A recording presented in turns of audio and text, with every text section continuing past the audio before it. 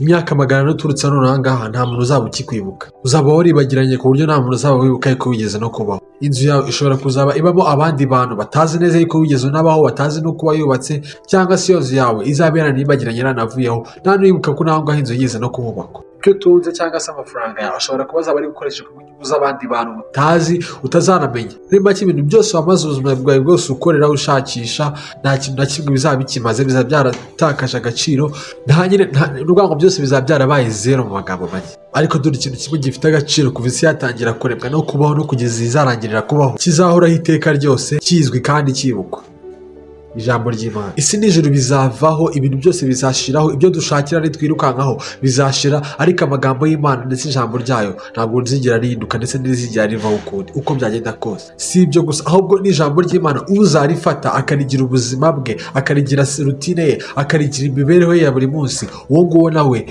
azibuka iteka ryose, uwo nguwo nawe azahoraho iteka ryose, na nyuma y'ubu buzima azabaho iteka ryose. Ahari iki nicyo gihe cyawe kugira ngo utangire uha agaciro iby'iteka ryose, aho guha agaciro ibitari iby'iteka ryose cyangwa se ibipfa n'ibizashira n'ibizavaho.